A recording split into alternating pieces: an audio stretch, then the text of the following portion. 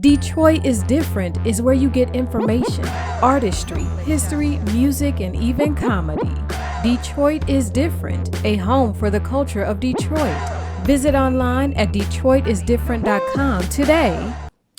All right, welcome back to the Detroit is Different podcast studios. And we are back in full effect. It's the spring season, so that means it's Tiger season. Right now, they have a chance to win the championship. And when we talk about championships, we're also talking about the ingenuity. And you know I love the black community. You know I love the creativity. And you also know I love black business. And today I have somebody that's helping connect so many black businesses, but Detroit businesses as well, because that's what the brand is. But anything Detroit between me and you, we talking black people as well. Ms. Cokely, how are you doing today? I'm doing great, Kari. How are you? Everything is everything. You see, I'm excited as usual. This has been a conversation where usually we're back and forth and we're coming from different angles and business perspectives and financing and everything, Yes. but that's a conversation people got to see when we're at the distillery or someplace out and about in Eastern Market, and then you can see different perspectives of how business comes together. Today, we're going to learn your story, your Yes. Detroit story, and how you connect to the city of Detroit. So let's kick off. Your family, Detroit. How did your family come about to Detroit? So my mother and father were both born here in the city of Detroit. Actually, my father was born off of Mount Clair Street off of Mack. Okay. Favorite area. I miss my grandmother and my grandfather, by the way, because they're no longer with us. And my mother grew up actually on Springle in the city of Detroit. I was actually conceived in San Antonio, Texas, Wow. where my father was actually in the service Military. at that time. I figured that. And they came back here after shortly of me turning 1 year old. So I've been here since I was the age of 1. Okay. I only know the city of Detroit. I got you. And people still on that block holding you back like, you know, that's that Texas thing when you do something off. Your family looking at you like, Yeah, ooh, that's that something. Texas in you. That Texas water is like, you're not hitting the electric slide right. Detroiters are funny. So with that, you said your parents were born here, your grandparents, Yes. father's side. Did they first come like or where are they from? So my grandfather was actually from Boston. My grandmother is actually born and raised here. And so he met my beautiful grandmother, Beatrice Cole, who he married. And they were together forever till she died when I was the age of 2 years old. My great-great-grandmother, I didn't have the chance of meeting her, but she was actually a maid for the Ford family. Wow. And, you know, some people say, oh, that's awesome. And some people think it's like, oh, that's terrible, you know. But for me, it's just a start, right? It showed how we as women can be professional in our family. My grandmother, which was her mother, my grandmother actually owned her own catering company, and everyone knew my grandmother. So some of me is in her with all of the promotions that I be doing as far as event planning, event decor. I get that from my grandmother. Okay, and you definitely have a touch in that. I've seen you do things from political fundraisers to just events for the DGC, Detroit Economic Growth Corporation. If people were wondering, that's our connection to how we met. Yes. But before we unpack that, you touched on something that's very unique to American history. Black people from Boston have a different bop. It's a different bounce. Yeah. And not just New Edition, even though definitely when I think Boston and black people, the first thing I think is those boys from Roxbury. But it's just a different feel, because that is one of the, as we say, anchoring cities of what America is. So even when we think of the busing crisis and so many other things, like it kind of hits Boston differently. And they're a little different than New Yorkers. A lot different than New Yorkers. Don't say here a you little. go. Here we go. Because my grandfather was so, my grandfather was so, he was a man, he was a God-fearing man, number one, him and my grandmother. They done everything at the church, from feeding the people, from doing missionary work and helping people who needs things. My mother's mother was a whole total different person. And this is so weird because it's like looking at my dad family and what he come from versus my grandmother. Now, my grandmother, my mother's mother, had a gambling house. So to me, she lived on Springle and ran an entire gambling house, where my mother and them literally as kids used to cook dinners, sell dinners, and that's how she fed us. Now, my grandmother wasn't from here on my mom's side. My grandmother was from Jacksonville, Arkansas. Wait, time out. I didn't even know there was a Jacksonville, Arkansas. Yes. Have you ever been there? I've been there. How big is the city? It is very small, and all of my aunties and uncles stay on the same street, literally. And if you do something, somebody's seeing you. So it's like they'd be like, I could tell by that head, you one of them. That's Keyra. Keyra, stop that. Get back up here. And it's all hills. And literally, it's not too far from Tennessee. That's how close it is to Tennessee. Okay. And when I tell you, summer times we used to go up there, I was like so out of place because you have to think like an inner city girl, and now you're around all these, I say country folk is what they reference themselves as. Yes. But I learned how to cook some of my dishes for my great auntie, my Aunt Pearl. So it's a mixture of different individuals that I watched and learned from. I am very, very, very into, I call them geriatrics because I don't like saying older people or elderly people. It's but somebody from the DAAA right now just applauding what you just said. But I love dealing with geriatrics because they have so much wisdom. So my grand auntie in Arkansas, I used to talk to her a lot. I wish I could have had like a huge relationship with my grandmother before she passed, which was my father's mother. I wish I could have had that relationship as well as with my great-grandmother because everyone tells me, like, you have such an old soul. You kind of remind me of her because she used to do this and this and that. But it's also me being authentic to myself, right?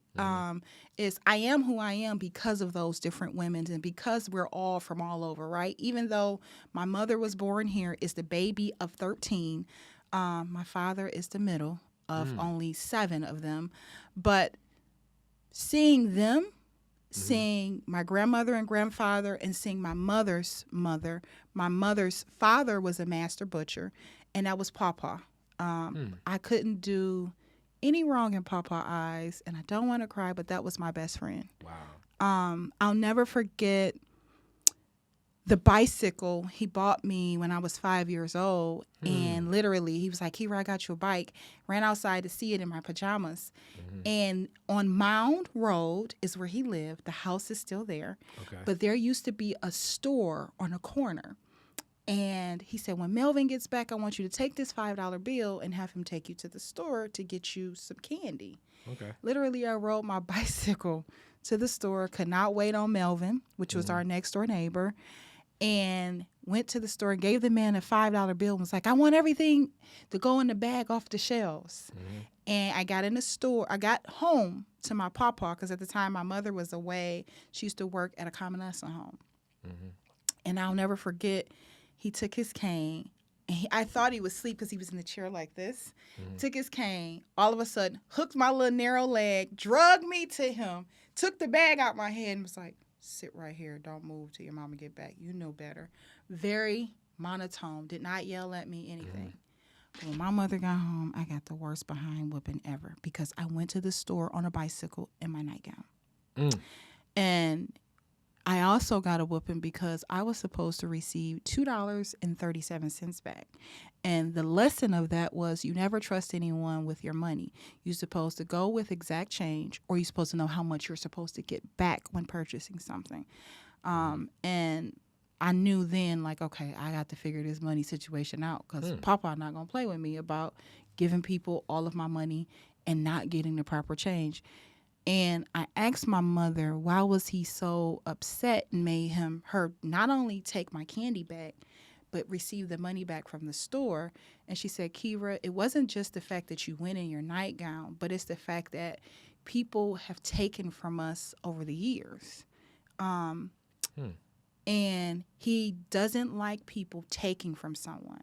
He says, it's a difference between me giving you and a difference between you're taking it. And I didn't know that my grandfather used to be, he was a licensed carpenter, but couldn't receive work because, you know, they wanted who they wanted. Yeah. My grandfather, as being a licensed carpenter, used to be on this street called Elijah McCoy and used to wait for this red pickup truck to pick him up for work. And literally, that meant he was getting underpaid what he was supposed to. He would just get paid for that day, and he would bring all the money home to my grandmother. And so it wasn't really working out for him, which made him go into becoming a master butcher because he couldn't make any money as a licensed carpenter. And it's unique that you tell that story. Is something coming up that'll be in this house.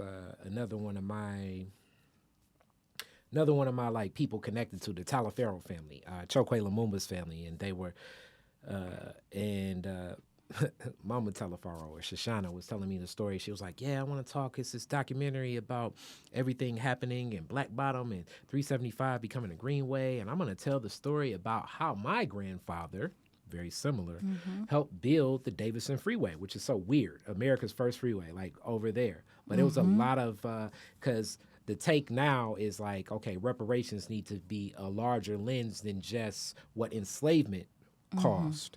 It also needs to be for like what you're talking about, like the dual workplace. So there were a lot of black men working on building specifically that freeway and many other places and many other structures across Detroit and America itself, but were paid at day labor type rates. So like in doing the same work, more than likely, just knowing in my gut how I know American history, probably the most dangerous stuff too.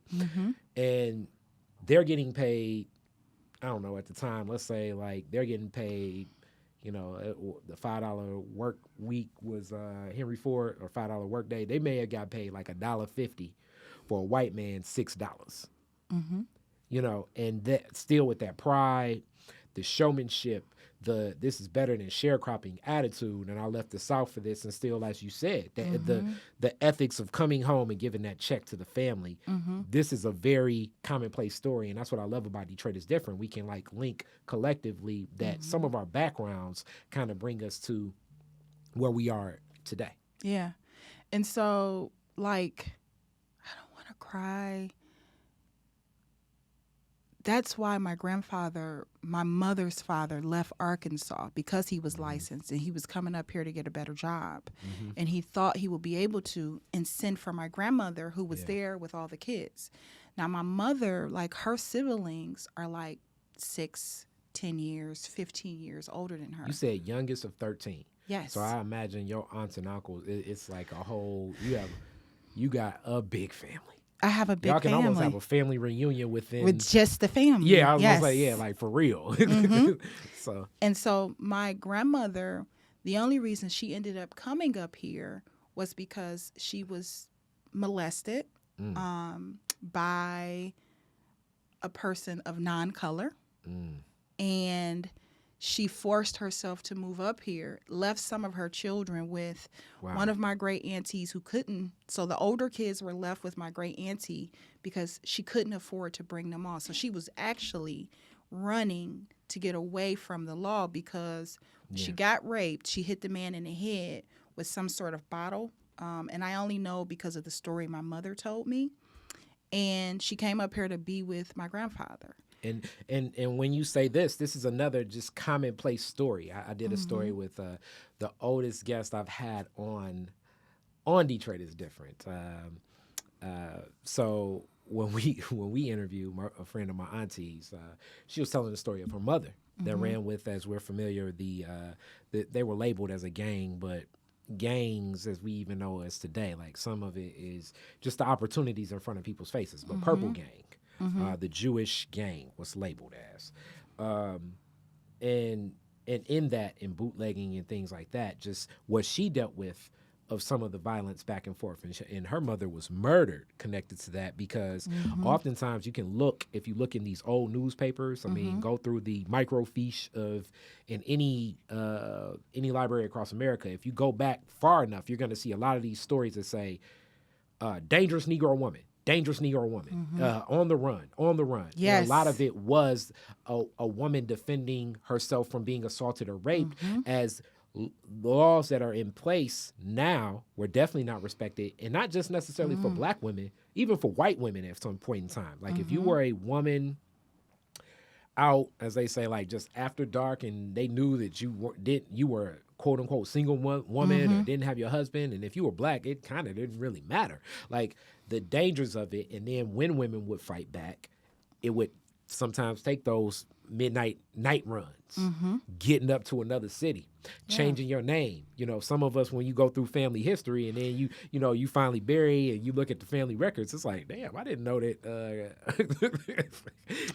So-and-so is really this was a real name. You know what I'm saying? Yes, I know. Running from the Ku Klux Klan. I didn't even know that. Yes. You know? And that's how I find out about a lot of my family, because some of them did, like, their last names may be Copeland. They changed the ending of their last name because they came somewhere else and maybe got remarried and wasn't necessarily divorced from the other wife, or it was just because they were changing their names to avoid the law itself. And so, like, I say all of this to say it's just because, like, I come from two different backgrounds, right? Yeah. Like, I have the professional set of grandparents that was, like, more so polished, very professional, very into church, and then I have my grandmother and my grandfather from my mother's side is really rough around the edges, right? And more along the life, and I think that's the beauty of a place like Detroit. Yes, because it's ethic in all sides. So, like, when you talk about, like, I guess they say, like, the nightlife parties, and I had this in the interview that I did with Mama Shu, which this will come out before, but we spoke about, because she was saying that, my mom would do the B&C parties. My parents, I gave this example. My parents met at a COLA party, a cost of living adjustment party, in somebody's basement. And if you get in some of these houses, you'll go in certain basements and it'll be like, damn, this is like a whole nightclub down here. Because that was something that would make the ends meet, the rents parties, and even the number runners and the way that they were. My grandmother. The numbers runners were lending institutions for most of the community. Yes. And that's how my grandmother raised 13 kids. When she came up here, now the older ones, they were older, like grown. In fact, Uncle Harry was on his way to the Army. So when grandmother moved over here in the city of Detroit, it was like, okay, her and my grandfather's going to be together. Her and my grandfather, too, coming up here, figuring out he wants something different from what he used to have with her, and they separated, which was fine. But my grandmother was pregnant with my mother. And so when she had my mother, they used to have to go back and forth with my grandfather and my mother. But the beauty part about it is that my mother was never kept from my grandfather, and vice versa. He can always come to my grandmother, get the kids or whatever. It was nothing like how it is in today's world where, oh, you with that lady now? You can't see your kids. None of that. And my mother... I'll never forget this, is that the reason why I told the story about me getting in trouble with my grandfather is because we lived with my grandfather at one point. And he ended up dying of cancer, lung cancer. And he was, like, so influential in my life because, like, when my father would have to go away in the service, that's the man figure that I had to look up to. Wow. And Papa will always, like, never yell. I can be doing the most terriblest things, but Papa never yelled at me. Papa always had, like, a very monotone tone to him when talking with me. I don't know if it was because of the cancer or if it was just Papa. And when I tell you the stories he would tell me, or he would tell me, like, you need to think about this. Money is what drives the world. So you need to figure out how to make money. Don't make money by selling yourself or doing what people think. Stand on your own 2 feet and do things that you believe in, not what somebody is enforcing you to believe in. He was very, very instrumental with the way that I think. Yeah. That's in every dollar you need to make sure is going towards something and supporting your own. He always used to say that to me. And as a little girl that's 5, 6, 7 years old, you don't really know what that stuff means. But as I've gotten older and start to reflect, on life, people who were very influential in my life, I hear his voice a lot. And so much so, this Christmas, he came to me in my dream and said, I need you to come and visit me. Now, remind you, I have never been to his grave site, and I'm terrified of going to a grave site. And it's like, he's telling me, Keyra, I need to see you. I need to talk to you. And I think he can see the stresses and the things that I'm under because of the type of program that I'm running, and I'm afraid of failing. Like, I feel like I have the world on my shoulders. And it was so stressful because at the time I really didn't have the money to do what I needed to do in my program. And it was like, okay, I have this opportunity to do something somewhere else. Should I just walk away? And I went to see him. And I sat and I was saying, Papa, I'm trying to change the way things think because I'm thinking of you. So me structuring this program the way that it is by Detroit, by the way, it's the name of the program. Me structuring it is because it's in the way I've thought of him.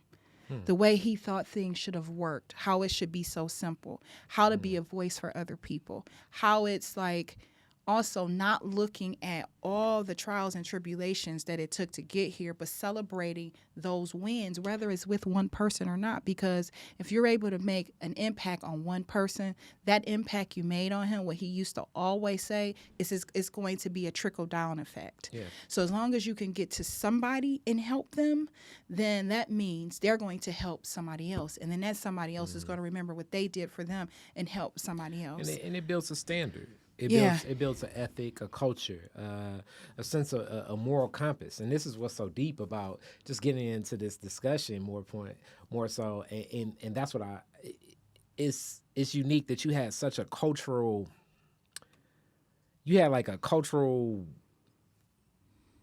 like collage in your family alone of like just seeing different ways and methods of doing things, and how. And then also that's the beauty of family, and sometimes it definitely can be tough, but you still see through different people having different methods, different ways to connect, that these people still work together to do certain things, to pull something off, whether it be a Thanksgiving, a child's birthday party, a family reunion, just so many different things, showing up at a graduation, an open house. Like, it's so much when you have a family full of these different looks at, like, one person with master's degrees, another person just straight from the streets, one person that's like, okay, I'm just kind of the person, not from the streets per se, but I'm in the hood, and I know the street people, but I like doing what I'm doing. I'm going to tend to my garden, and I'm there. It's people like that, and then the wisdom of someone that served in the service and come back, which I do think that a lot of the black men and women that have served especially if they've served tours, have a unique lens of America and the world. Yeah. I can honestly say that just because my father, he moved around a lot. My father and I are so close, and I love the way he is with my children. My father and my mother is still together, has been together for 37 years. That's good. And 40, because I'm only counting how old I am, so let me take that back. She was like, oh, we was together 3 years before you, so let me get that right. Yeah, we existed before you. Yes, so let me make that right. So if my mom weren't living in sin. Yes. So let me say this, because if my mom sees this, she's going to have a fit like, no, we was together before you, honey. You was not even a thought. But my father was in Germany for 2 years. He was in the Desert Storm War. And the thing about it is that my father is an extremely hardworking man. So, but we wasn't, rich or anything. Yeah. We wasn't even middle class. You know what I mean? And I didn't even know we had financial issues because my mother was a stay-at-home mom. She ended up becoming that because of the lupus. Before, when she was doing the CNA work, working at a convalescent home, my grandmother, and this is when I was a baby, would keep me. But at the age of 2, I lost her, and that was my father's mother. And so I only was able to see from my dad's side, like the hardworking people, the professional people, and all the male in his family typically got jobs at 4 if they wanted them. With the exception of my cousin Derek Beeler, who decided, like, no, I want to go work for DTE. I don't want to do that. Yeah. I don't want to work in automotive. My father didn't want to work in automotive. And they had the opportunity to, because that's the Ford family agreed. That connected to. Yes. And sometimes it's like that seed that creates another seed. Yeah. It's like, we don't know, like, when your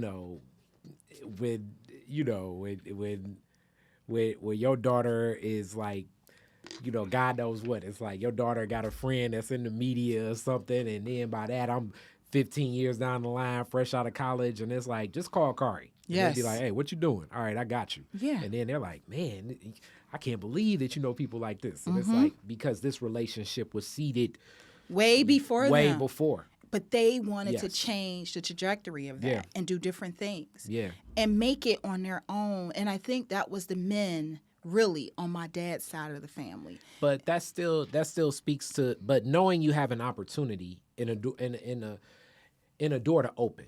Mm-hmm. Can encourage you to go to open other doors, but it also is a consciousness of not feeling like a lot of our people can feel as though there are no opportunities. Yeah.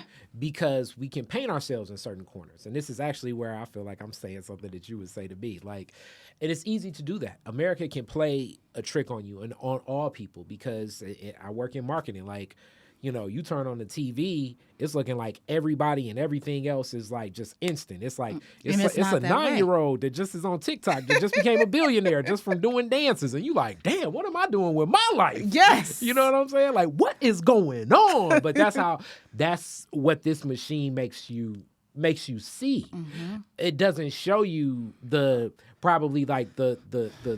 45 years worth of media consulting and training that possibly the mother and the father of who this 9-year-old is, or the sexual harassment that you've had to go through, or the integrity part that's being tested, or you being downgraded because you are not as polished as someone, but you have the same talent and beyond smarter than them, or because you don't have certain acronyms behind your name, you are actually closed out of certain things.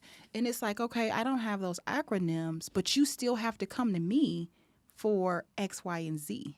Because you got the juice. And that's, let's get in more into your story. Your high school, what's your journey? So I did attend college. Okay, I graduated. I want to get into that too, but I want to talk high school first. We got to start neighborhood. So I graduated from Martin Luther King Jr. Senior High School. Hi, a King. Crusader. I am a crusader. It's cast technicians like they throwing a water bottle at their phone right now. Well, you can throw the water bottle. Yes, I did come from King. Yes, I am happy I went to King. But I didn't start at King. I actually started at Crockett Technical High School before Crockett actually no longer exists. Mm-hmm. They actually had a high school and the vocational part. Yes. I initially wanted to become a registered nurse, something that my mother dreamed of. And you know how you're trying to follow in your parents' footsteps or something they want you to do was not for Keyra. You were looking at that and it was like, I become too attached. Working at Children's Hospital, volunteering. I volunteered at Children's Hospital. I also volunteered at the Carmanos department in at the time it used to be called Harper. Now it's separated between Heartland and all of that. It's different names. a whole world over there. Over in DMC. Yeah. So I was volunteering a lot at the DMC. And I had one patient that actually died on me while cleaning him. Oof. And so I broke down. Probably, as a teenager, that's a lot to That's a lot to deal with. Yeah. And I had told my mother, absolutely not. I'm straight on this. And I'm going to say the terminology I use because my mother popped the mess out of me for it. I said, I am not going to be wiping asses and people dying on me for a living. Well, sometimes you got to make it plain, as they say. Right. So King, and I started, people know, I'm a proud Northwestern coat. My first 2 years was at King. I didn't fit in that MSAT program. Northwestern was perfect for me. Why didn't you? What program were you in at King? So I was in CPLA because I transferred from Crockett to King. So did you take? So for people that knows, King is as they say, school of choice, meaning that there are 3 programs. CPLA is what they say, like it's the neighborhood school, and I spent most of my time with the kids from King Homes, as people say, or Riverside. Yeah. When I was at King, and it was like, why are you in the nerd program but hanging out with them? I was like, I don't know, they cool. They cool. And, like that's the best tuck game. Yes. Know? So, but I had DECA. I had like a lot of CISC stuff. I really think I should have been in CISC, which is a program that's really built for businesses and business training. Like I almost would I was very liberal with my attendance in certain classes, but never liberal. I was liberal. What made me want to join? So before even going to Crockett, before even going to King, I actually used to go to Area E Academy for 8th grade, 7th, and 6th grade. I went to Richard Elementary, and then when Mr. Perry started Area E, I ended up at Area E. I'm not familiar with what Area E. Break it down. So Area E was the name of the school, Area E Academy, and we used to have drama and dance class and all of that there. Mr. Sumner, I had actually got my first role in The Wiz as a Poppy. Now, you know, Poppies was just super cute, really didn't say much, but just would come across the stage. But that was my first time actually being in a play. Okay. Well, which is so weird is that same year, I ended up playing football for the East Side Raiders. I was the only. You was a Raider? I was a Raider, number 48. Not a Raider girl? Okay. I'll have to show you a picture.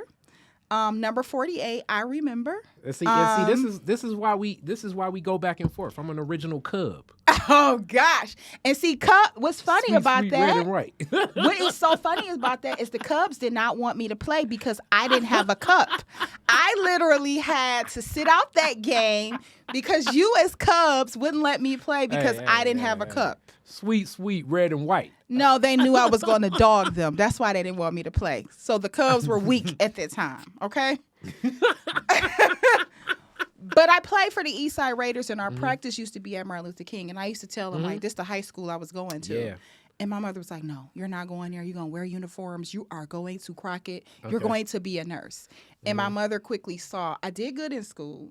But it just wasn't your fit. It was not my fit. So King fit you more. What yes. Did you get involved in some of that? Because it was a lot of business classes there. I didn't get involved in any of that. None of the business. What None of that. Were you, what I just wanted to go to regular high school and be with regular people. So you just were like one of those people that's like, look, I'm not trying.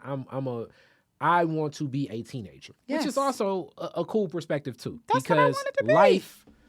life, it on boards. You know? It on boards, and you have to think like. My mother was a stay-at-home mother, so I couldn't get into nothing. I couldn't sneak and do anything. You got to understand this. You weren't liberal with some of your attention. No, I wasn't liberal because my mother at the time, I had a boyfriend who was a senior, and I'm in 11th grade. My mother used to call the school and be like, is Keyra Cokely in class right now? And then literally they'll be on the PA asking my teacher, like, is Keyra Cokely in class? And I didn't know. Clown. Yes, I didn't know when she was going to call, but she did. But I had great friends in King that, you mature, you grow separate ways. But at the time, they were great friends to me. Okay. And I loved them so much. And then I began to evolve as a young adult. I began to know who Keyra was by my 12th grade year because I was still searching for me. I was kind of awkward because I used to play football with all the boys, and now I'm more shapely, right? Mm-hmm. It's not shapely where, like, some of the other girls would be. I'm muscle-bound from running track and cross-country and playing football. So, like, I'm looking like a woman, but also looking kind of manly because I used to lift weights and things. So I kind of fit into a T with the boys, but I didn't really fit in with the ladies at school, you know? And so I found myself either having to fight at school, and I also found myself being ostracized, from a lot of things. And that's what I see. That's Detroit's culture, is that they do a lot of ostracizing people. And instead of us bringing, I know you can't take everyone along, but those who deserve to go along and who has put in the work, I believe they should be brought along in certain places. And I also feel, as people, because we are talking culture too a little bit, is that we tend to want to keep everything for self and not share. And I think part of that is also the perspective of the lens and how we see the world as presented to us. One of my biggest key, as I've gone back and forth with so many people that are like, I'm anti-capitalism, which I understand the premise, but my thought process is I'm anti-white supremacy, and I've seen it in all lenses: socialism, communism. So it's like I'm anti-white supremacy, but one of the key factors into capitalism that does burn me, and me and any economic professor, we always go back and forth about this.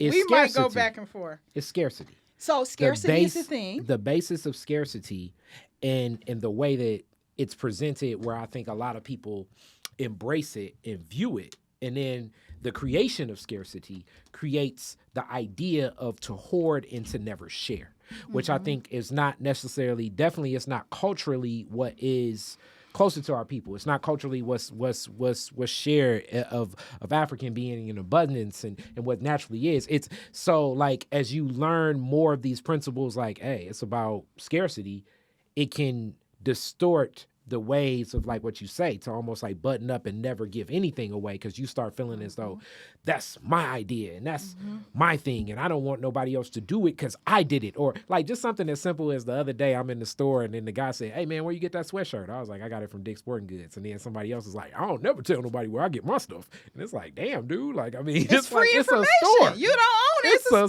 store. Like I and mean, that's what I hate. That's one thing what I kind of make sure I embed in myself everything that I'm learning, because this is still learning for me, right? Where I sit at today, I'm still learning, right? And I'm still learning because I was ignorant to the fact that racism did exist. That's because my parents never taught me race. They wanted me to see treat people for who they are and what they show you, right? Treat them how they treat you.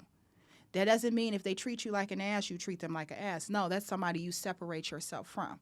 What it means is that we all have the same thing running through our body, the same type of veins, same blood, same kind of systems that makes our body operates, meaning we need a heart in order to live, right? It needs to be pumping. Your brain needs to be functioning, because if it's not functioning, your heart won't function or any of that. I feel like you about to quote the Wiz again. I'm just messing oh, gosh.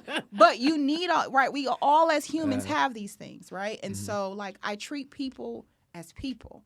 But then I begin to live a little longer. And then I begin to see, like, oh, that's not right. And then I talk to someone like a Miss Sheila, who's a geriatric to me. Okay, she's in her 70s, okay? Beautiful lady, older lady, but a beautiful lady who was in a professional setting, right? Like my family, I don't come from a family of professionals, right?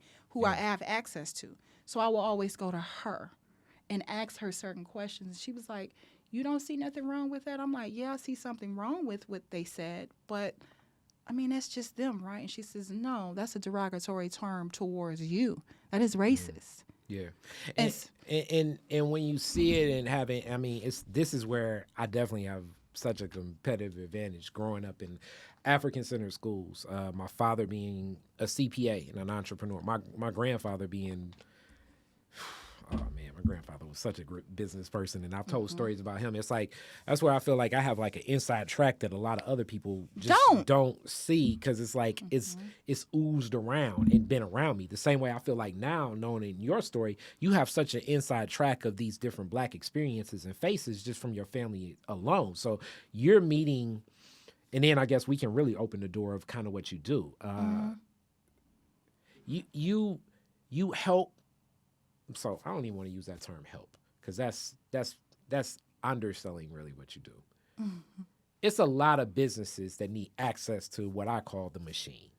It is a functionality in how economics in America function. When I speak of white supremacy and things like that, it's just the structure of this nation and how it was built. So it's like it's hard to deconstruct it when the whole concept of the labor, the land, the each institution, even the ones that say we're anti-racist, are because the foundations of them are still from that platform and framework. Now, with that being said, there are still many opportunities to exploit and take advantage of here.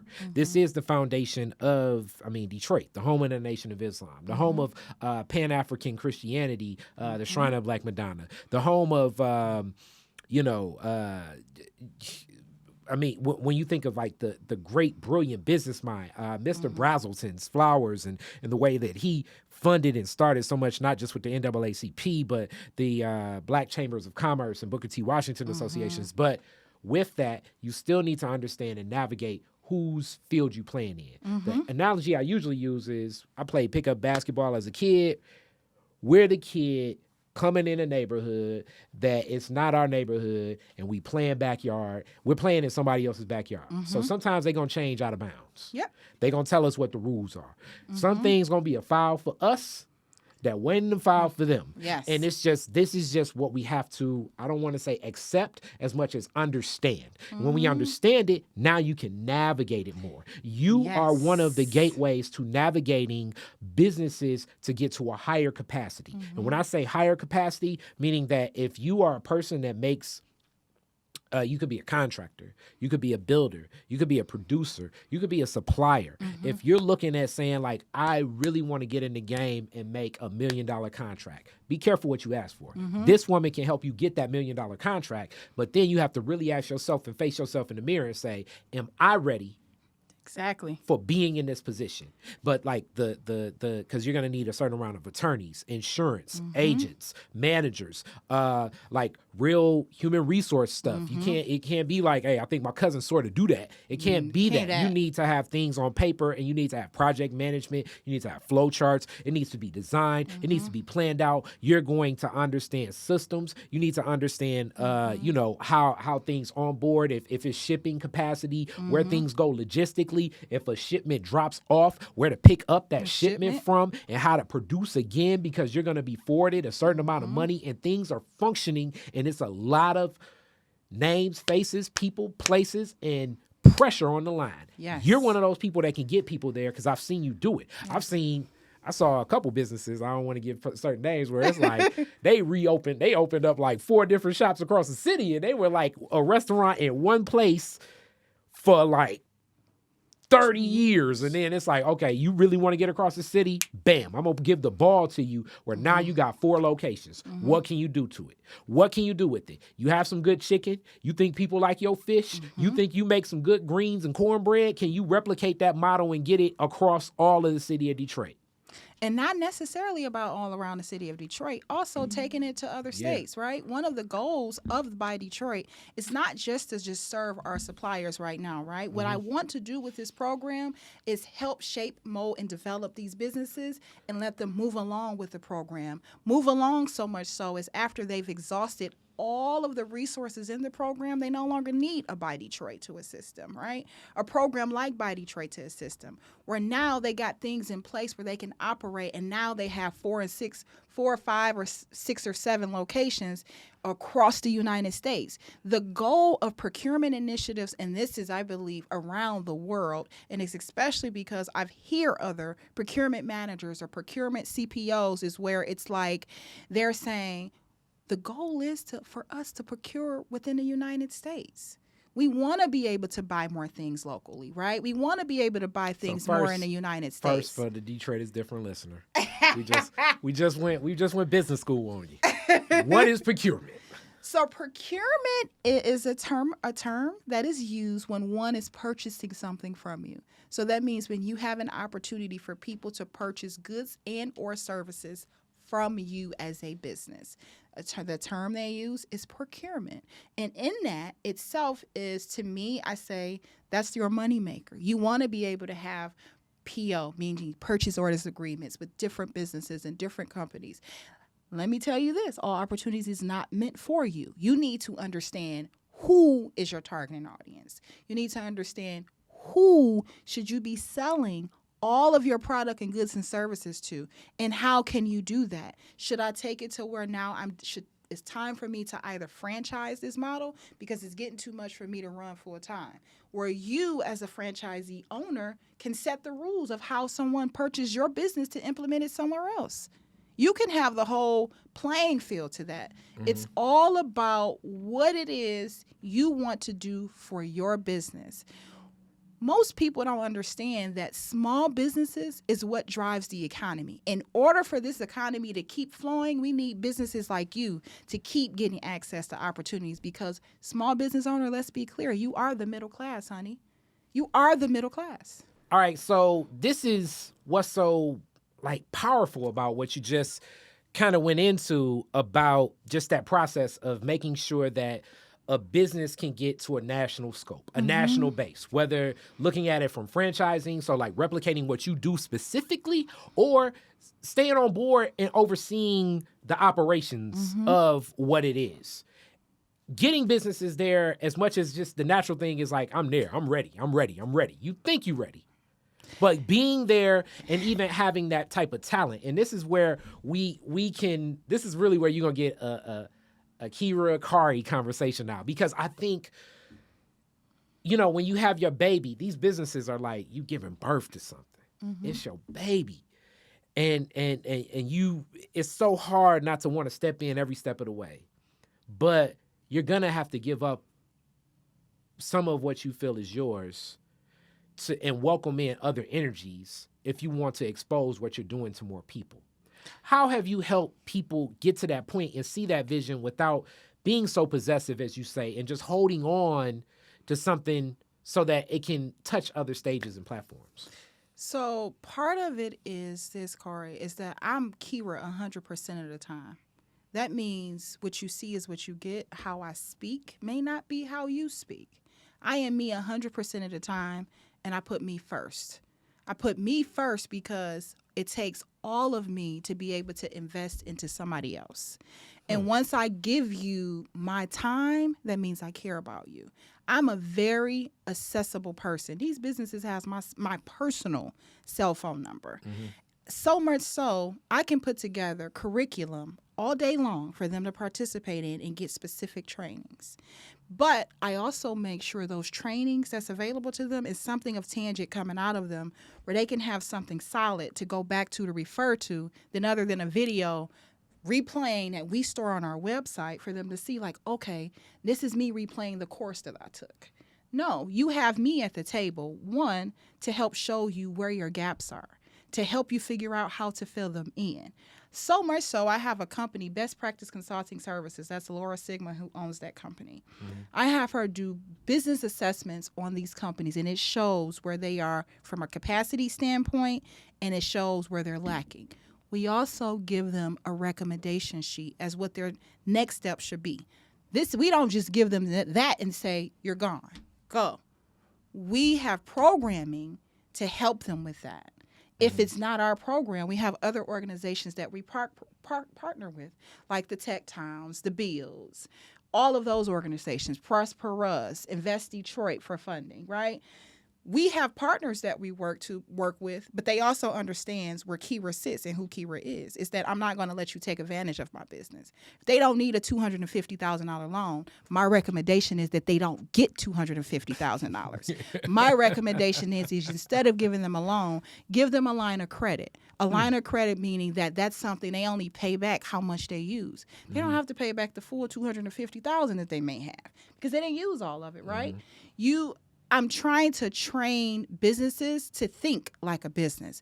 Prime example, I went to get my hair fried and laid and done up, as my father would say.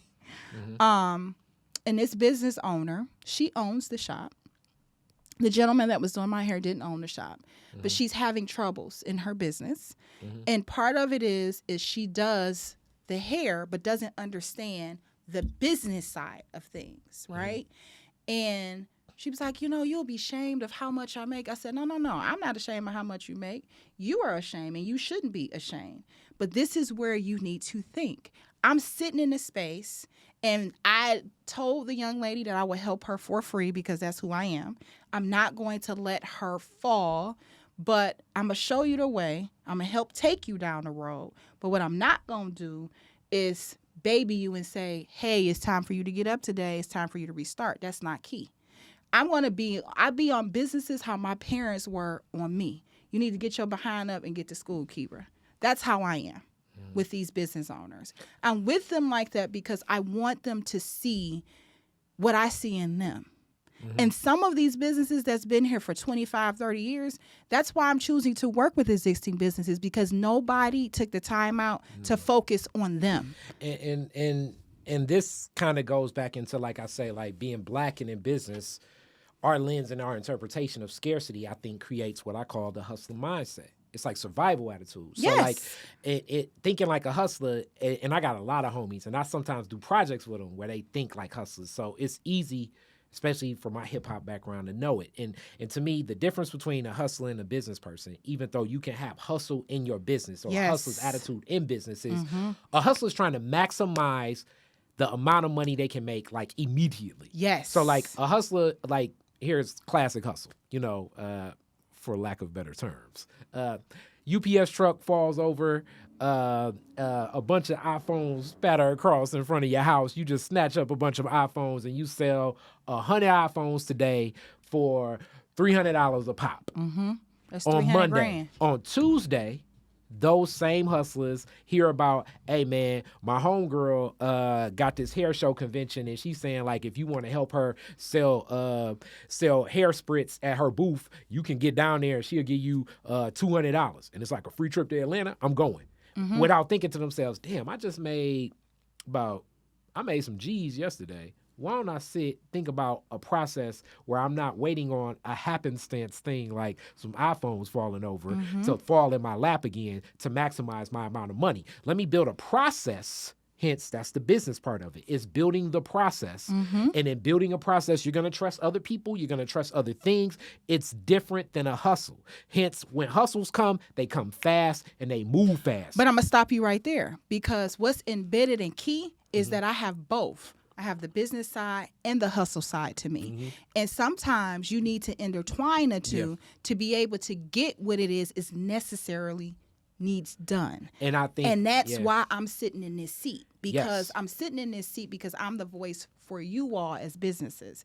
I'm the voice and the connector to be able to put you in front of those people who you may not necessarily been able to get in front of. But before Key take you, Key gonna make sure you got everything in line before you go up there and make yourself look like a fool or make me look like a fool. We gonna work together to make sure it's airtight. And all I was gonna say is, like, I think it does take. I mean, being Black in the business space, you're gonna have a little of both, because it will be some opportunities that fall in your lap. And let me say this too: when I speak of opportunities, and we have another person just in the studio right now, where it's oozing, and she definitely, I know, wants to hop in on this, but she'll get in later. My Miss Jennifer Crawford of all things Detroit coming up soon, and I wanted to make this connection, but that's how it is. So usually, the opportunity is a pivot for me. I feel, meaning like what you planned didn't work out like you wanted it to. So if you're so focused on business process, you're like, we don't have the funding, and this didn't happen, and COVID affected this and that happened. But you got to have some hustle in you to be like, okay, so since I don't have that, what new opportunities exist for me to hustle and shift it? How do I take what I thought? And yes, I know we worked for 7 months, and we had A through Z plus double Z on paper, but obviously, B through Z didn't come. And I ain't about to not make this happen. So I could tell you an example of that, this program. I didn't have the funding to do by Detroit. I didn't have the support to do by Detroit. And here I am working at the Detroit Economic Growth Corporation, and I have no support in doing a procurement program at all. I initially started at the DEGC as an executive assistant. That's the lowest pay on the totem pole, okay? Started there, moved to small bits, started there working for 5 different executives, running their programs, telling them about their projects. And it took someone that did not look like me to come in there and say, oh, no, she don't belong in this space. You need to get out of here. You need to figure out how you get her on the ground running, because she has a voice and it needs to be heard. It took somebody that didn't look like me and believed in what I saw. But I can tell you this.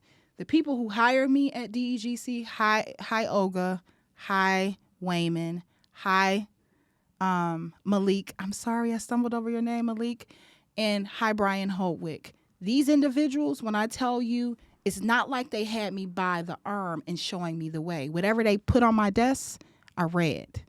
And some things, they'd be like, you don't need to read that. I just need you to do X and Y, Z with this. But I read it because I wanted to understand what the hell it is I was putting together for you, because I was trying to figure out a way on how I can get my agenda across. This is where you put the hustle in the process. And so this is the hustle that comes in the process.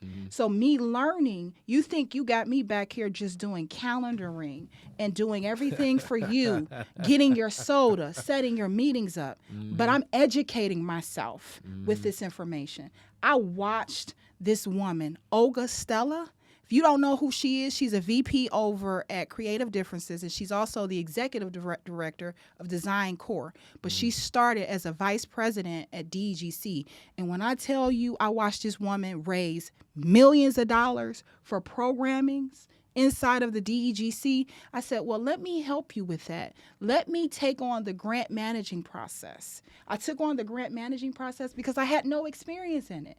I wanted to understand how it worked, what goes into it, how you're able to acquire these, and hence now I'm fundraising for Buy Detroit, and I'm able to get dollars in the door to support a program that's meant to support all of us who are minorities. This is why Buy Detroit focuses on Detroit suppliers, because of course we cannot focus on race. Anything in procurement cannot be based on race or anything around gender.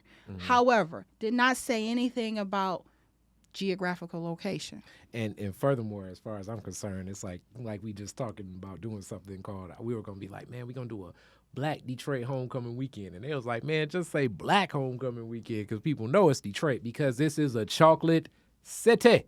Yes, we're 84.3% minority. So let me ask you this question. Sell it now as we get into the close. What is Buy Detroit? We've talked around it, but we haven't really birthed the baby to the Detroiters. So I'm gonna do two things. I'm gonna give you a synopsis as to what Buy Detroit is, and then I'm gonna also do this little marketing play for this event that we're having. Please do. For Buy Detroit. So Buy Detroit is a procurement program, meaning buying and selling goods and services. Right? It's a procurement program that is focused on providing access to opportunities, whether they're large scale development projects or purchasing orders, like for a service of some sort. It also helps build the capacity. So if you look at buydetroit.org, no, it's www.degc, that's degc.org/Buy Detroit, you'll see more information on Buy Detroit, how you can register in the portal. You have to hence be at least in business for 2 years. You have to be an existing business. You have to also be in compliance with the state of Michigan, because in order for me to even get a conversation going with you, we have to make sure that your stuff is in order. So when we're putting together who you should be meeting with and structuring you with one-on-one meetings with buyers, you have to have everything in order. So that is what Buy Detroit is. What type of buyers will be there? So for the Marketplace Live event, which is going to take place July 28th, the application is actually open now. If any business that are in automotive suppliers, manufacturing, and when I say manufacturing, it is not manufacturing of cars. It's not that. You could be a food manufacturer, clothes manufacturer, shoe manufacturer, lipstick manufacturer. That's considering manufacturing. Anyone in the education space, because Detroit Public Schools is looking for a lot of services for the education, landscaping.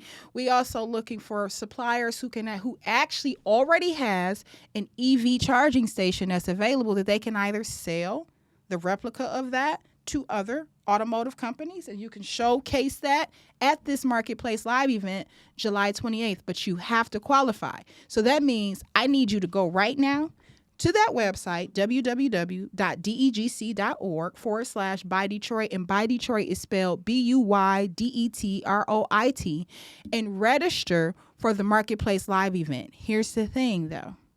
You must be able to showcase to us that you're able to enter into a PO agreement for a minimum of $500K. So if you receive a follow-up to your application response asking you for financials, that is Best Practice Consulting Services that's trying to get in your business, is what these businesses tell me. Say, y'all all up in my business, want to know how much I'm making. No, it is for us to be able to just verify that you, in fact, have been doing purchasing orders. And if you have not, don't be ashamed that you have not.